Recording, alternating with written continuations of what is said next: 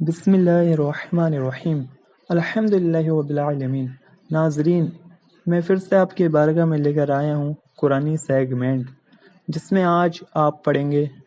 شب قدر کے فضائل، یعنی وہ شب جس کی قرآن میں ذکر کیا گیا ہے، اور یہ وہی شب ہے جو 1000 مہینوں سے بہتر ہے۔ تو جو اسے پا لیتا ہے انشاءاللہ تبارک و تعالی بخشش کے دروازے تک پہنچ جاتا ہے۔ آئیے آج ہم جانیں گے کہ شب قدر کسے کہتے ہیں، اور یہ شب کن راتوں میں ڈھونڈنی چاہیے، اور اس شب کی کیا فضائل ہیں۔ آئیے شروع کرتے ہیں۔ بسم اللہ الرحمن الرحیم۔ شب قدر کے فضائل۔ یاد رہے، شب کا مطلب ہوتا ہے رات، اور جہاں جہاں ہم لیلۃ القدر یا شب قدر یا شب برات کہتے ہیں، تو ان سب جو شب لگتا ہے تو اس شب سے مراد رات ہے۔ شب قدر بابرکت والی رات ہے۔ اس کو شب قدر اس لیے کہتے ہیں کہ اس شب میں سال بھر کے احکام نافذ کیے جاتے ہیں۔ یعنی جو شب قدر ہے، جو شب قدر کی جو ہم فضیلت سن رہے ہیں، یہ وہ رات ہے کہ اس رات میں سال بھر کے احکام، یعنی جو احکام ہے اللہ تعالیٰ حکم دیتا ہے، وہ نافذ کیے جاتے ہیں، یعنی کہے جاتے ہیں، لاگو کیے جاتے ہیں، اور فرشتوں کو سال بھر کے کاموں کو خدمات پر مامور کیا جاتا ہے۔ یعنی اللہ تعالیٰ جو ہے سال بھر جو کام ہوں گے نا، تو فرشتوں کو مامور کیا جاتا ہے ان کی خدمات پر، یعنی وہ کام کرنے کے لیے اللہ تعالیٰ فرشتوں کو حکم دیتا ہے، اور یہ جو فرشتے ہیں وہ سال بھر جو کام ہوں گے وہ کام پر مامور ہوتے ہیں۔ اور یہ بھی کہا گیا ہے کہ اس کو رات کی دیگر راتوں پر شرافت بقدرت کے باعث اس کو شب قدر کہتے ہیں۔ یعنی جو شب ہے یہ اور راتوں کے مطابق ایک افضل والی رات ہے، یعنی ایک بہترین رات ہے، اور اس کی جو فضائل ہیں وہ بے شمار ہیں، اس لیے اسے شب قدر کہتے ہیں۔ اور یہ بھی منقول ہے کہ چونکہ اس شب میں نیک اعمال مقبول ہوتے ہیں، یعنی جو رات ہوتی ہے اس میں نیک اعمال، یعنی جو انسان نیکی کرتا ہے، نیک کام کرتا ہے، تو ان کے جو اعمال ہیں وہ قبول کیے جاتے ہیں، اور بارگاہ الہی میں ان کی قدر کی جاتی ہے، اس لیے اس کو جو ہے شب قدر کہتے ہیں۔ یعنی جو رات ہے اس میں اللہ تبارک و تعالی لوگوں کے نیک اعمالوں کو مقبول کرتا ہے، یعنی قبول کرتا ہے، اسی بنا پر اسے شب قدر کہتے ہیں۔ حدیث میں اس شب کو بہت فضیلت وارد ہوئی ہے، چنانچہ یعنی حدیث شریف سے اس جو ہے شب کی بے شمار فضیلتیں آئی ہیں۔ حضرت ابو ہریرہ رضی اللہ تعالی عنہ سے روایت ہے، رسول اللہ صلی اللہ تعالی علیہ وسلم نے ارشاد فرمایا، جس نے اس رات میں ایمان اور اخلاص کے ساتھ شب بیداری کی، یعنی جس نے اس رات میں ایمان اور اخلاص، یعنی کہ اپنے ایمان اور اخلاص جو ہوتا ہے اس کے ساتھ شب بیداری کی، یعنی وہ شب جو ہے وہ رات گزار کر عبادت کی، تو اللہ تعالیٰ اس کو سابقہ یعنی صغیرہ گناہ بخش دیتا ہے۔ یہ بخاری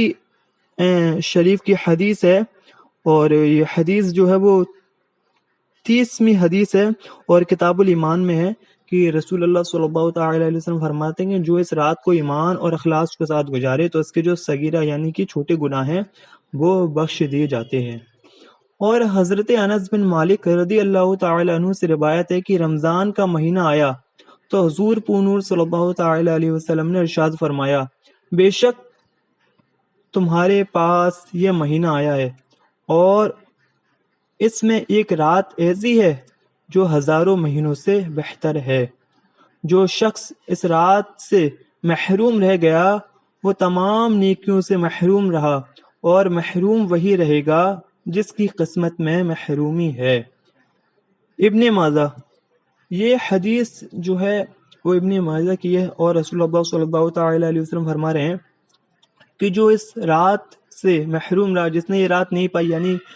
غفلت میں گزار دی یا پھر اس رات کو اس نے عبادت نہ کی، تو وہ محروم رہا، اور یہ وہی محروم رہا کہ جس کی قسمت میں محرومی لکھی ہے۔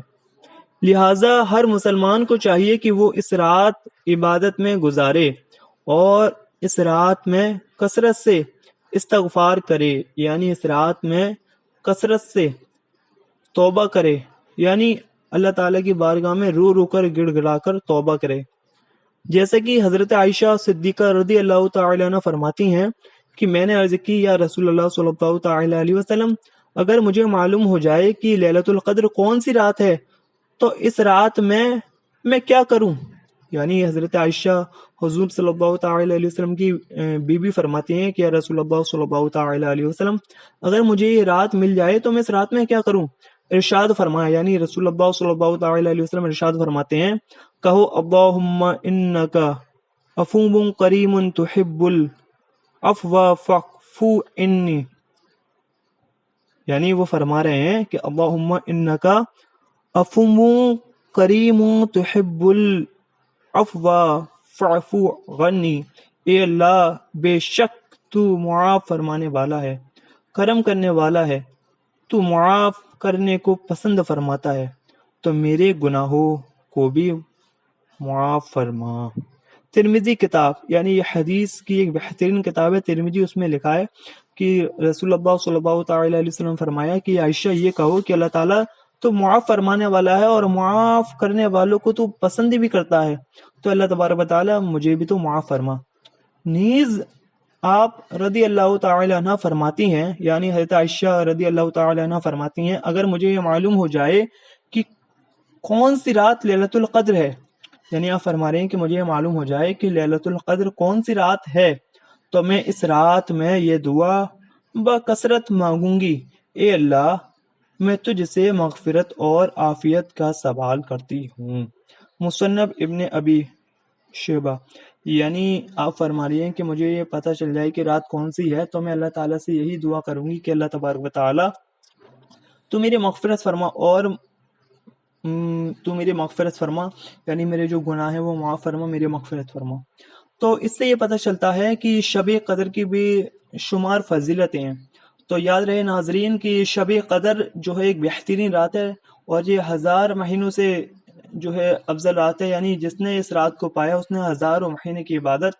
پالی، اور جو اس سے محروم رہا وہ محروم رہا۔ تو یہ لیلۃ القدر کس راتوں میں ڈھونڈی جائے، اس کے بارے میں ہم انشاءاللہ تبارک و تعالیٰ آگے پڑھیں گے۔